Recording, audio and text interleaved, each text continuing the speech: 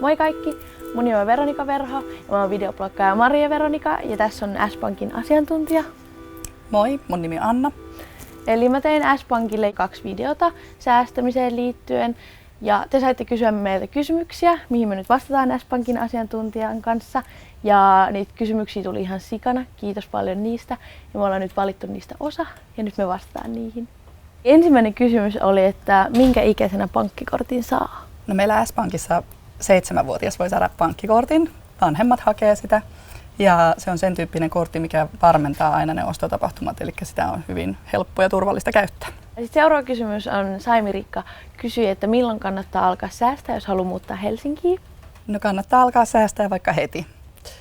Me laskettiin tuossa, että jos sä alat säästää nyt kun sä oot 11 ja muutat 20-vuotiaana Helsinkiin ja oot 10 kuukaudessa säästänyt, niin sulla on yli 1 000 jo säästössä.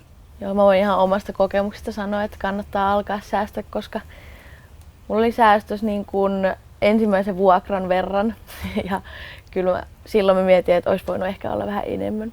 Että kannattaa ajoissa alkaa se säästäminen. Sitten seuraava kysymys oli sellainen, että Jaakko Saarinen kysyi, että miten nyt yksin asuessaan voisi niin kuin säädellä ja katsoa vähän sitä rahan käyttöä. No siihen on monenlaisia vaihtoehtoja. Ehkä kannattaa valita sitten, että mikä itselle parhaiten sopii. Jotkut vaihtaa esimerkiksi käteisen rahan käyttöön, koska sitten jotenkin näkee paljon konkreettisemmin, että kuinka se hupenee tai minkä verran sitä on jäljellä. Tai sitten ihan semmoinen, niin kuin, että silloin kun rahaa tulee, niin ohjaa siitä heti jonnekin jemmaan. Mulla on semmoinen vihko, mihin mä aina kirjoitan mun niin kuin kuukauden tulot. Ja sitten mä laitan kuukauden niin kuin pakolliset menot, eli laskut ja vuokrat ja kaikki tommoset. Ja sitten mä niin kuin arvioin, että about kuinka paljon mulla menee rahaa. Ja sitten mä katson, että mitä mulla sit jää sit loppusummasta. Se on tosi helppo tapa, kunhan niin kuin noudattaa myös sitä, mitä laittaa siihen paperille. Seuraavana se Smo kysyy tuosta opintolainasta. Opintolainan summa riippuu hakijan iästä ja sit siitä, että missä on opiskelemassa. Opintolainaa kannattaa hakea ilman muuta aina samalla, kun hakee sitä opintotukea. Eli kun sitten opintotukikokonaisuus muodostuu sitä opintorahasta, sitten asumislisä ja sitten mahdollisesti se opintolaina, jos haluat sitä nostaa, niin sitten sulla on se päätös valmiina. Se ei vielä tarkoita sitä, että sä otat sitä lainaa, mutta jos haluat, niin sä voit ottaa sitä.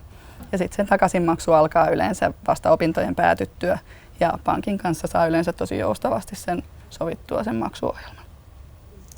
Seuraava kysymys on tullut Aadalta ja Aada kysyy, että minkä ikäisenä säästötili voi avata? No meillä S-Pankissa voi avata säästötilin itsellensä 15-vuotiaana ja sitäkin ennen monilla on joku tili olemassa jossain, mutta se on yleensä aina sitten vanhempia avaava. Mutta 15-vuotiaana voi itse avata omia tuloja varten. Seuraava kysymys on tullut Oonalta ja Oona kysyy, että mikä se on käytännössä se säästötili? Säästötili on yleensä semmoinen, mihin ei liitetä esimerkiksi korttia. Ja sitten saattaa olla, että sille maksetaan esimerkiksi parempaa korkoa. Sitten pankki maksaa sille, kun se on tarkoitettu siihen, että sinne jemmataan sitä rahaa. Seuraava kysymys on tullut Sannalta ja Sanna kysyy, että kuinka paljon pitäisi olla säästössä rahaa, jos on vuoden päästä muuttamassa omilleen. Ja kuinka helppoa hakea lainaa ja kannattaako sitä hakea? No mitään tarkkaa summaa on vaikea sanoa, että paljonko kannattaisi olla säästössä. Kannattaa ajatella sillä, että olisi vaikka niiden ensimmäisten kuukausien se vuokrarahat, jos on takuuvuokra-asioita tai tällaisia tulossa. Tai sitten joku suunnitelma siihen, että millä niin kuin maksaa sitä vuokraa ja välttämättömiä kuluja, niin kuin sähkölaskuja ja ruokalaskuja ja semmoista. Jos on työpaikka tiedossa tai opiskelupaikka ja saa opintotukea, niin sittenhän kaikki on ihan ok. Mutta esimerkiksi vaikka takuuvuokra ja ensimmäisen kuun vuokra. Nykyään lainan hakeminen on yleensä aika helppoa verkossa. Pankin sivuilla pystyy tekemään sen hakemuksen, mutta kannattaa aina miettiä, että varsinkin jos on opiskelija tai muuten on sillä rahallisesti tiukka elämänvaihe, että onko se lainan hakeminen ihan välttämätöntä, koska se on kuitenkin jossain vaiheessa maksettava takaisinkin. Seuraava kysymys on tullut Miljalta ja Milja kysyy, että maksaako ensimmäisen pankkitilin luominen? Ei maksa mitään ainakaan meillä S-Pankissa. Sitten seuraava kysymys on tullut Ella Tontilta ja Ella Tontti kysyy, kun hän on muuttamassa kämppiksen kanssa yhteen, että miten saisi jaettua fiksusti rahaa sieltä. No yksi vaihtoehto voi olla vaikka tällaisen yhteisen ruokatilin avaaminen, mihin sitten kaikki laittaa saman summan rahaa ja sitten siitä sovitaan, että mitä sieltä ostetaan, niin kuka tahansa voi käydä kaupassa sitten. Siinä kannattaa tehdä selkeät sellaiset pelisäännöt, että mitkä on ne jutut, mitkä siihen liittyy. Että jos on sitten toinen syö hirveästi ja toinen syö vähän, niin sittenhän se ei ole kauhean tasapuolista. Mutta esimerkiksi kahvit ja vessapaperit ja semmoiset on helppo niin kuin maksaa tollasista. Mutta eikö sullakin ole kämppis? Joo. Miten te olette järjestänyt tämän asian? No siis totta kai me maksetaan vuokra puoliksi. Se nyt on ihan semmoinen basic. Ja omat laskut maksetaan, että mä en rupea Maijun puhelinlaskuja esimerkiksi makselemaan. Ja no toi ruokajuttu, meillä on nyt vähän mennyt se huonosti, että siitä pitää olla tarkka. Mutta meillä oli aikaisemmin ainakin silleen, että molemmat laittoi 100 euroa semmoiseen purkkiin ja sitten me ostettiin niinku yhteiset ruuat sillä. Mutta sitten totta kai jos niinku Maiju meni töihin ja se osti eväät, niin totta kai se osti sit niinku maksoi ihan omalla rahallaan eikä ottanut siitä meidän purkista. Mutta se kyllä se oikeasti toimii ja niin kannattaa tehdä, jos on muuttamassa kämppiksen kanssa. Seuraava kysymys on tullut Alisalta. Se on tosi pitkä kysymys, mutta lyhykäisyydessään se on, että miten selvitä ostokrapulasta. No, tää oli mun mielestä Alisan keissi oli tosi hieno. Siis se, että hänellä on niin paljon rahaa jo säästössä niitä farkkuja varten, niin se osoittaa tosi hienoa säästäväisyyttä. Et kannattaa kyllä jatkaa sillä linjalla. Et ehkä siihen semmoiseen ostomorkkikseen, niin mä neuvoisin niin, että harkitsee niitä ostoja ja säästää sitkeästi. Ja sit jos päättää ostaa ne farkut, niin sit vaan nauttii siitä ostoksesta.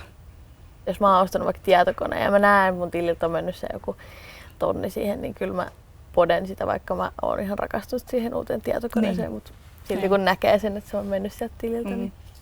Mutta on se vaatteissakin ja kaikissa hankinnoissa sillä, että jos se on sit kotonakin vielä hyvä, niin kyllä se on sitten niin kuin ollut ihan hyvä ostos. Sitten viimeinen kysymys on tullut Iina Rauniolta ja hän kysyy, että miten hän pystyisi säästämään rahaa unelmien kielimatkaa varten. No kannattaa vaikka avata sille tavoitteelle ihan se oma tili, säästötili ja nimetä se vaikka siksi kielimatkaksi. Ja no mun oma niin kuin suosikkisäästämiskikka on se, että mä oon laittanut automaattisesti menemään jonkun summan aina sinne Jemma-tilille silloin kun palkka tulee. Että se tavallaan menee niin kuin joka kuukausi automaattisesti. Mun ei hetken päästä tarvitse ajatella aktiivisesti sitä, että pitäisi nyt säästää ja sinne kertyy sitä rahaa. Sitten jos Iina on vaikka sen ikäinen, että ei ole vielä niin kuin palkkaa tai muuta semmoista säännöllistä tuloa, niin sitten esimerkiksi semmoinen kirppisharrastus, mitä mä itse teen, että jos mä haluan vaikka uudet tennarit, niin mä ensiksi metsästän sitä jostain Facebook-kirppiksiltä tai live-kirppiksiltä ja sitten jos mä satun löytämään ne sieltä, niin sitten mä niinku laskeskelen ja fiilistelen sitä, että paljonko rahaa jäi säästöön. No siis mun mielestä toi kirpparijuttu, mistä just puhuit, se oli ihan sika hyvä.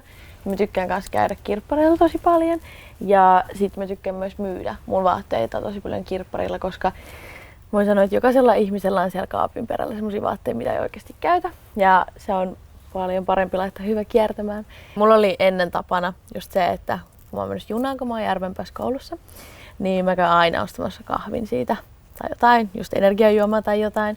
Niin sitten hommasin termarin ja keitin kotona ne kahvit, niin voin sanoa, että siinä säästää tosi paljon. Kiitos kaikista kysymyksistä kaikille ja kiitos sulle. Kiitos. Ja me nähdään. Moi moi! Moi moi!